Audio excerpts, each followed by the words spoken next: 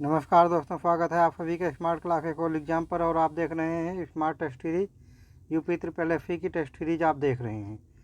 और इसमें विभिन्न एग्ज़ाम में होने वाले प्रीवियस ईयर क्वेश्चन को भी समाहित किया गया है। इससे आपको टेस्ट का एग्ज़ाम के पैटर्न को पकड़ने में बहुत ही आसानी होगी। चलिए आज के टेस्ट सीरीज को स्टार्ट करते हैं। आज के टेस्ट सीरीज में प्रश्न संख्या 1 है, जीव द्रव्य की खोज किसने की? 1 फ्लेमिंग, 2 डुजार्डिन, 3 स्वान, 4 फ्लाइडेन। जीव द्रव्य की खोज डुजार्डिन ने की। सही आंसर है विकल्प संख्या सही आंसर है विकल्प संख्या 2। पुरकुंजे ने 1839 में कोशिका के अंदर पाए जाने वाले अर्ध तरल दानेदार सजीव पदार्थ को प्रोटोप्लाज्म या जीव द्रव्य नाम दिया। यानी कि जीव द्रव्य की खोज डुजार्डिन ने की, लेकिन पुरकुंजे ने 1839 में इसको जीव द्रव्य नाम दिया। फ्लेमिंग ने 1880 में क्रोमेटिन का पता लगाया और कोशिका विभाजन के बारे में पता लगाया। स्वान 1839 में स्वान ने बताया कि जंतुओं का शरीर भी सूक्ष्म कोशिकाओं से बना होता है। दोस्तों आज की टेस्ट सीरीज में और हमेशा जैसा कि आपको करवाया जाता है, चारों विकल्पों को ही बहुत बेहतरीन समझाया जाएगा। तो आप बस इसको फॉलो करें और टेस्ट के साथ लगातार बने रहें। फ्लाइडेन 1838 में फ्लाइडेन ने बताया कि पादपों का शरीर सूक्ष्म कोशिकाओं का बना होता है। प्रश्न संख्या 2 है, बिल्ली का वैज्ञानिक नाम क्या है? 1 फेलिस डोमेस्टिका, 2 साइखर आर्येटिनम, 3 ओराइजा फेटाइवा, 4 कैनिस फैमिलियरिस। बिल्ली का वैज्ञानिक नाम है फेलिस डोमेस्टिका। सही आंसर है विकल्प संख्या 1। साइफर ओरिएटिनम चना का वानस्पतिक नाम है। ओराइजा फेटाइवा धान का वानस्पतिक नाम है। कैनिस फैमिलियरिस ये कुत्ते का वैज्ञानिक नाम है। दोस्तों वैज्ञानिक नाम, वानस्पतिक नाम को वैज्ञानिक नाम भी बोलते हैं। और अगर जंतु है तो उसको जीव वैज्ञानिक नाम बोल देते हैं, और अगर वनस्पति है तो उसको वानस्पतिक नाम बोल देते हैं। तो इसमें कन्फ्यूज होने की ज़रूरत नहीं है। प्रश्न संख्या 3 है, पादप एवं जंतु के बीच की कड़ी युगलीना टाइपिंग इधर आधा गा होगा, किस जगत का प्राणी है? 1 मोनेरा, 2 कवक, 3 प्रोटिस्टा, 4 मेटाजोआ या एनिमेलिया। मेटाजोआ और एनिमेलिया एक ही है। और पादप एवं जंतु के बीच की कड़ी युगलीना है, और यह प्रोटिस्टा वर्ग का प्राणी, जगत का प्राणी है। प्रश्न संख्या 4 है, गुणसूत्र के शीर्ष भाग को क्या कहते हैं? 1 पेलिकल, 2 मैट्रिक्स, 3 क्रोमेटिक्स, 4 टेलोमियर। तो गुणसूत्र के शीर्ष भाग को टेलोमियर कहते हैं। सही आंसर है विकल्प संख्या 4 पेलिकल। गुणसूत्र का सबसे बाहरी आवरण को पेलिकल कहते हैं। मैट्रिक्स पेलिकल के द्वारा घिरा हुआ भाग को मैट्रिक्स कहते हैं। क्रोमेटिक्स को अर्ध गुणसूत्र भी कहते हैं। मैट्रिक्स में गुणसूत्र की पूरी लंबाई में 2 समानांतर कुंडलित धागों के समान रचना होती है, जिसे क्रोमेटिक्स कहा जाता है। इसको क्रोमेटिन धागे भी कहा जाता है। प्रश्न संख्या 5 है, फलों में क्राउन गोल नामक रोग किस जीवाणु द्वारा होता है? 1 एग्रोबैक्टीरियम ट्यूब में फिशियंस, 2 स्यूडोमोनास फोलेनिफियरम, 3 इरविनिया, 4 जैंथोमोनास। फलों में क्राउन गोल नामक रोग एग्रोबैक्टीरियम ट्यूब में फिशियंस द्वारा नामक जीवाणु के द्वारा होता है। सही आंसर है विकल्प संख्या 1। स्यूडोमोनास फोलेनिफियरम के द्वारा जीवाणु से आलू का फैथिल रोग होता है। इरविनिया नामक जीवाणु से सेब का अग्नि निर्जा रोग होता है। जैंथोमोनास ओराइजी नामक जीवाणु से चावल का अंगमारी रोग होता है। प्रश्न संख्या 6 है, हैजा रोग किस जीवाणु से होता है? 1 bacillus pestis, 2 haemophilus pertussis, 3 vibrio cholerae, 4 gonococcus gonorrhoeae. हैजा रोग विब्रियो कोलेरी नामक जीवाणु से होता है। सही आंसर है विकल्प संख्या 3। बैसिलस पेस्टिस से प्लेग नामक बीमारी होती है। होमोफिलस पर्टुसिस नामक जीवाणु से काली खांसी बीमारी होती है। गोनोकोकस गोनोराही नामक जीवाणु से फूजाक नामक बीमारी होती है। ये जीवाणु है गोनोकोकस गोनोराही और फूजाक बीमारी होती है इसके। पादप जगत को कितने भागों में वर्गीकृत किया गया है? एक, दो भाग, तीन भाग, चार भाग। पादप जगत को 3 भागों में वर्गीकृत किया गया है। सही आंसर है विकल्प संख्या 3। ये 3 भाग हैं। एक थैलोफाइटा, दूसरा भाग ब्रायोफाइटा, तीसरा भाग ट्रैकियोफाइटा। थैलोफाइटा की ज़्यादा डिटेल बाद में देंगे। ब्रायोफाइटा के भी 3 वर्गीकरण किया गया है। एक हिपेटोकैप्सिडा या लिवरबर्ट, दूसरा है एंथोफिटियोफिरोप्टोप्सिडा या हॉर्नबर्ट, तीसरा है ब्रायोफिडा या मास जिसको बोलते हैं। और ट्रैकियोफाइटा के भी 3 प्रकार हैं। एक टेरिडोफाइटा, 2 अनावृत बीजी, तीसरा आवृत बीजी। आवृत बीजी के भी 2 भाग हैं। एक बीजपत्री, दूसरा द्विबीजपत्री। तो इसमें टेरिडोफाइटा के 4 भाग हैं, 4 उपफाइलम हैं। एक फाइलोफिडा, 2 लाइकोफिडा, 3 स्पिनोफिडा, 4 टेरोफिडा। और अभी इसमें से कुछ क्वेश्चन रिपीट भी होंगे जो अभी आपको समझाया है इसमें, तो कोई बात नहीं, उसको आगे एक बार और चर्चा कर लेंगे तो आपको रिवीजन हो जाएगा। प्रश्न संख्या 8 है, बर्फ पर उगने वाले शैवाल को क्या कहते हैं? 1 क्लोरेला, 2 क्रायोफाइटिक, 3 मैक्रोसिस्टिस, 4 एफिटाबलेरिया। बर्फ पर उगने वाले शैवाल को क्रायोफाइटिक कहते हैं। सही आंसर है विकल्प संख्या 2 क्लोरेला। अंतरिक्ष में उगने वाले शैवाल को क्लोरेला कहते हैं। इसको अंतरिक्ष यात्री अंतरिक्ष में उगाते हैं अपनी प्रोटीन की ज़रूरत को पूरा करने के लिए। मैक्रोसिस्टिस ये सबसे बड़ा शैवाल है, इसको दैत्याकार समुद्री शैवाल भी बोलते हैं।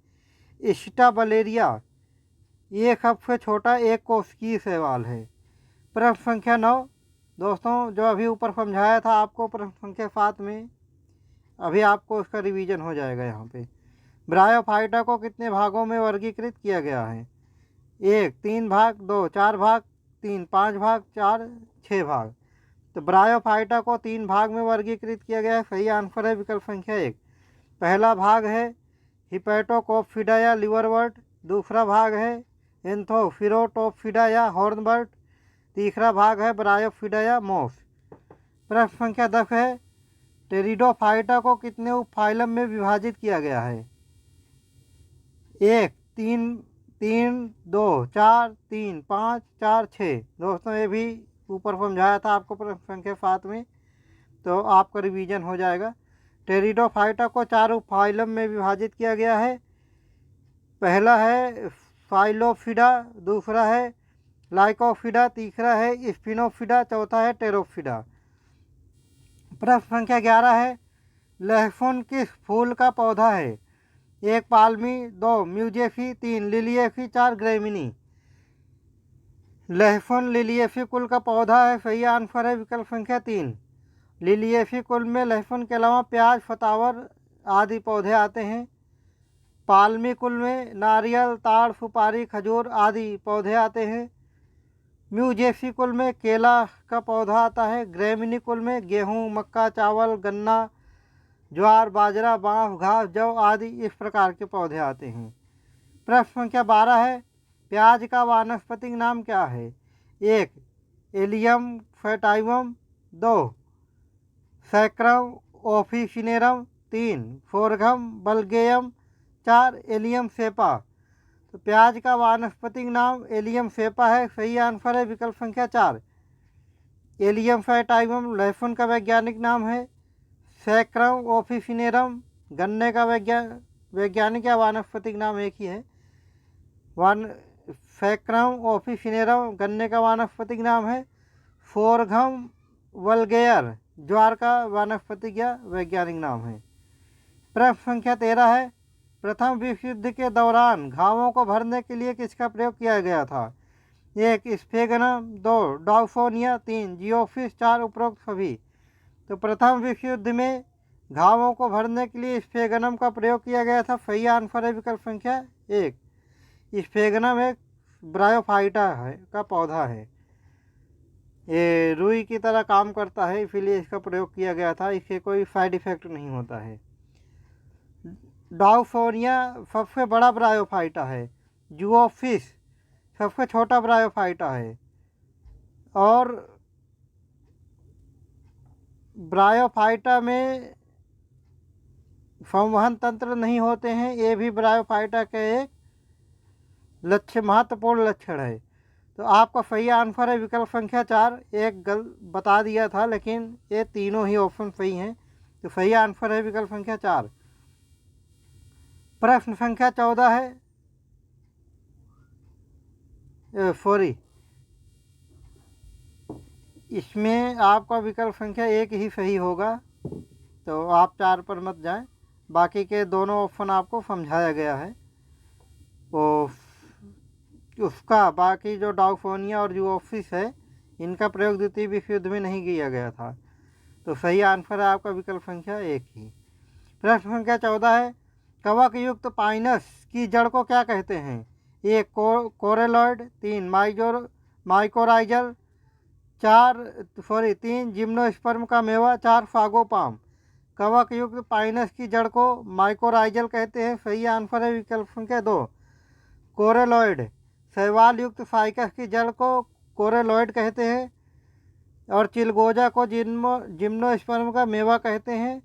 फाइकस को फागोपाम कहते हैं। प्रश्न संख्या 15 है, नींबू किस कुल का पौधा है? 1 क्रूसीफेरी, 2 मालवेसी, 3 रूटेसी, 4 रोजेसी। नींबू रूटेसी कुल का पौधा है। सही आंसर है विकल्प संख्या 3। और रूटेसी कुल में नींबू के अलावा, और नींबू एक द्विबीजपत्री पौधा है, और रूटेसी कुल में नींबू के अलावा संतरा, मौसमी आदि फल भी आते हैं। क्रूसीफेरी कुल में मूली, फलजम, सरसों, फूल गोभी आदि पौधे आते हैं। मालवेसी कुल में कपास, भिंडी, गुड़हल आदि पौधे आते हैं। रोजेसी कुल में सेब, नाशपाती, गुलाब, रसभरी इस तरीके के पौधे आते हैं। प्रश्न संख्या 16 है, धनिया का वानस्पतिक नाम क्या है? 1 कोरिएंड्रम फैटाइवम, 2 क्यूमिनम, 3 साइजीसियम आरोमेटिसियम, 4 डोकस कैरोटा। धनिया का वानस्पतिक नाम कोरिएंड्रम फैटाइवम है। सही आंसर है विकल्प संख्या 1। और धनिया अम्बेली फेरी कुल का पौधा है, और एक द्विबीजपत्री पौधा है। क्यूमिनम जीरा का वानस्पतिक नाम है। साइजीसियम आरोमेटिसियम ये लौंग का वानस्पतिक नाम है। डोकस कैरोटा ये गाजर का वानस्पतिक नाम है। प्रश्न संख्या 17 है, निम्नलिखित में से किसका परिवर्तन भ्रूण पोष में होता है? 1 अंडाशय का, 2 अंडाशय भित्ति का, 3 त्रिसंयोजक केंद्रक का, 4 अंडकोशिका का। त्रिसंयोजक केंद्रक का परिवर्तन भ्रूण पोष में होता है। सही आंसर है विकल्प संख्या 3। अंडाशय का परिवर्तन फल में होता है। अंडाशय भित्ति का परिवर्तन फल भित्ति या पेरिकार्प में होता है। अंडकोशिका का परिवर्तन भ्रूण में होता है। बाह्य दलपुंज पुंकेसर, वर्तिकाग्र तथा वर्तिका ये मुरझा कर गिर जाते हैं। ये सब जिसका नाम लिया है सब एक फूल के पार्ट हैं, और भ्रूण अंडकोशिका भ्रूण में परिवर्तित हो जाती है। ये सारे किसी फूल के भाग की चर्चा की गई थी इसमें। प्रश्न संख्या 18 है, पपीता का कौन सा भाग खाने योग्य होता है? 1 फल भित्ति, 2 मध्य फल भित्ति, 3 भ्रूणपोष, 4 पुष्पासन। तो पपीता का मध्य फल भित्ति खाने योग्य होता है, और सही आंसर है विकल्प संख्या 2। पपीते के अलावा आम का भी मध्य फल भित्ति खाया जाता है, क्योंकि अंतः फल भित्ति यानी कि बीज को भी निकाल दिया जाता है, और बाह्य फल भित्ति यानी छिलके को भी निकाल दिया जाता है इन दोनों पौधों के। और पूरे फल भित्ति को अंगूर, अमरूद और फरीफा में खाया जाता है। और नारियल में भ्रूण पोष खाया जाता है। नारियल और गेहूं में भ्रूण पोष खाया जाता है। सेब और नाशपाती में पुष्पासन खाया जाता है। खाया जाता है या खाने योग्य भाग है, एक ही बात है। प्रश्न संख्या 19 है, पादप ऊतक कितने प्रकार के होते हैं? ऊतक, कुछ टाइपिंग एरर हो जाता है, कोई बात नहीं, आपको इसमें सही करवा दिया जाएगा। प्रश्न संख्या 19 है, पादप ऊतक कितने प्रकार के होते हैं? 1, 2 प्रकार के, 2, 3 प्रकार के, 3, 4 प्रकार के, 4, 5 प्रकार के। पादप ऊतक 2 प्रकार के होते हैं। सही आंसर है विकल्प संख्या 2। 1 विभाज्योतकीय ऊतक, 2 स्थायी ऊतक। और विभाज्योतकीय ऊतक 3 प्रकार के होते हैं। 1 शीर्षस्थ, 2 पार्श्वस्थ, 3 अंतर्वेशी। और स्थायी ऊतक 2 प्रकार के होते हैं। 1 सरल, दूसरा जटिल। सरल ऊतक भी 3 प्रकार के होते हैं। मृदूतक, स्थूल कोण ऊतक और दृढ़ ऊतक। और जटिल ऊतक भी 2 प्रकार के होते हैं, जाइलम या दारू और दूसरा फ्लोएम या बास्ट। इसमें से कुछ प्रश्न का भी रिपीट होगा तो आपका रिवीजन हो जाएगा।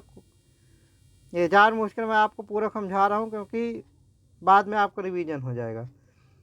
प्रश्न संख्या 20 है, बेल का कौन सा भाग खाने योग्य होता है? 1 बाह्य एवं अंतःफल भित्ति, 2 मध्य एवं अंतःफल भित्ति, 3 फल भित्ति एवं बीजांडफन, 4 सहपत्र परिदल एवं बीज। बेल का मध्य एवं अंतःफल भित्ति खाने योग्य होता है, ये बेल है। लेकिन बेर एक फल होता है जो राम जी ने सबरी से खाया हुआ था, वो बेर है। और ये बेल है जो जिसका पत्र शिव जी को चढ़ता शिवरात्रि में, उसका मध्य एवं अंतःफल भित्ति खाया जाता है। और जो सबरी ने राम को खिलाया था बेर, उसका बाह्य एवं अंतःफल भित्ति खाया जाता है। फल भित्ति एवं बीजांडाफन और फल भित्ति एवं बीजांडाफन ये गलत है, ये टमाटर में खाया जाता है। और सहपत्र परिदल एवं बीज कटहल एवं शहतूत में खाया जाता है। प्रश्न संख्या 21 है दोस्तों, ये अभी आपको समझाया था प्रश्न संख्या 19 में, अब आपका रिवीजन हो जाएगा इसमें। ये विभाज्योतकीय ऊतक कितने प्रकार के होते हैं? 1 2 प्रकार के, 2 3 प्रकार के, 3 4 प्रकार के, 4 5 प्रकार के। विभाज्योतकीय ऊतक 3 प्रकार के होते हैं। सही आंसर है विकल्प संख्या 3। पहला प्रकार है शीर्षस्थ, दूसरा प्रकार है पार्श्वस्थ, तीसरा प्रकार है अंतर्वेशी। प्रश्न संख्या 22 है दोस्तों, ये भी समझाया था, आपका रिवीजन हो जाएगा अभी। स्थायी ऊतक कितने प्रकार के होते हैं? 1 2 प्रकार के, 2 3 प्रकार के, 3 4 प्रकार के, 4 5 प्रकार के। स्थायी ऊतक 2 प्रकार के होते हैं। सही आंसर है विकल्प संख्या 1। पहला सरल ऊतक, दूसरा जटिल ऊतक। सरल ऊतक भी 3 प्रकार के होते हैं। 1 मृदूतक, 2 स्थूल कोण ऊतक, 3 दृढ़ ऊतक। और जटिल ऊतक भी 2 प्रकार के होते हैं। 1 जाइलम या दारू, दूसरा फ्लोएम या बास्ट। और जाइलम से जड़ों से जल और खाद्य पदार्थों को पौधों के विभिन्न हिस्सों में पहुंचाया जाता है। और फ्लोएम से प्रकाश संश्लेषण से जो ऑक्सीजन मिलती है उसको पौधों के विभिन्न भागों में पहुंचाया जाता है। और प्रकाश संश्लेषण की क्रिया पत्तियों के स्टोमेटा नामक भाग में होता है। प्रश्न संख्या 23 है, मटर का मार्फ रोग किसकी कमी के कारण होता है? 1 जिंक या जस्ता, 2 मोलिब्डेनम, 3 कॉपर, 4 मैंगनीज। तो मटर का मार्फ रोग मैंगनीज की कमी के कारण होता है। सही आंसर है विकल्प संख्या 4। जिंक या जस्ता की कमी के कारण धान का खैरा रोग और आम का लिटिल लीफ रोग होता है। और फूल गोभी का विपेटल रोग मॉलिब्डेनम की कमी के कारण होता है। और कॉपर की कमी के कारण नींबू का डाईबैक रोग और नींबू का लिटिल लीफ रोग होता है। प्रश्न संख्या 24 है, फलों को खिलाने वाला हार्मोन्स फूलों को खिलाने वाला हार्मोन्स किसे कहते हैं, मतलब फूल जो खिलते हैं किस हार्मोन्स के कारण खिलते हैं, ये पूछा गया है। 1 एथिलीन, 2 एब्सिसिक अम्ल, 3 फ्लोरीजिंस, 4 साइटोकाइनिन। तो दोस्तों पादप हार्मोन्स में 6 प्रकार के हार्मोन्स पाए जाते हैं, जिसमें फ्लोरीजिंस फूलों को खिलाने का कार्य करता है, इसीलिए उसी की वजह से फूल खिलते हैं, फ्लोरोजिंस की वजह से, इसीलिए फ्लोरोजिंस को फूलों को खिलाने वाला हार्मोन्स कहते हैं। और एथिलीन, ये एथिलीन जो हार्मोन है पौधों की चौड़ाई में वृद्धि करता है और ये गैसीय रूप में पाया जाता है। एब्सिसिक अम्ल वृद्धिरोधी हार्मोन है, मतलब ये एब्सिसिक अम्ल जो है ये पौधों की वृद्धि को रोक देता है। साइटोकाइनिन, साइटोकाइनिन जड़ों में विभाजन का कार्य करता है, जड़ों में कोशिका विभाजन का कार्य करता है। इसके अलावा चारों के अलावा 2 हार्मोन्स और हैं पौधों में, ऑक्सिन तथा जिब्रेलिन। ये दोनों हार्मोन्स कोशिका विभाजन तथा कोशिका दीर्घन का कार्य करते हैं। प्रश्न संख्या 25 है, पौधों में वाष्पोत्सर्जन कितने प्रकार का होता है? 1 4 प्रकार का, 2 5 प्रकार का, 3 6 प्रकार का, 4 7 प्रकार का। पौधों में वाष्पोत्सर्जन 4 प्रकार का होता है, सही आंसर है विकल्प संख्या 1। और ये 4 प्रकार हैं, पहला पत्रीय, दूसरा उपत्वचीय, तीसरा वातस्पंदीय, चौथा बिंदुस्राव। तो पत्रीय में 80 से 90% जल का वाष्पीकरण होता है, और उपत्वचीय में 3 से 8% जल का वाष्प होता है, और वातस्पंदीय में नगण्य के बराबर जल वाष्प का उत्सर्जन होता है, और बिंदुस्राव रात के समय में होता है, इसमें बूंद बूंद करके वाष्पोत्सर्जन होता है। दोस्तों आज की टेस्ट सीरीज में 25 प्रश्न समाप्त हुए, और टेस्ट की क्वालिटी को मेंटेन रखने के मद्देनज़र टेस्ट में केवल 25 प्रश्न किए जा रहे हैं, लेकिन ये गुणवत्तापूर्ण है। और अगर आपको इस टेस्ट से हेल्प मिल रही है और आपको लगता है कि आप इसके अच्छे नंबर ला सकते हैं, और टेस्ट में आप लगातार बने रहना चाहते हैं, और टेस्ट की अपडेट को सबसे पहले पाना चाहते हैं, हमारे यूट्यूब चैनल स्मार्ट क्लासेस कोल एग्ज़ाम को लाइक, सब्सक्राइब और शेयर करें। और इस पर सारी क्लासें निःशुल्क कराई जा रही है। और कल फिर मिलते हैं इसी टाइम पर अगले वीडियो में, तब तक के लिए जय हिंद।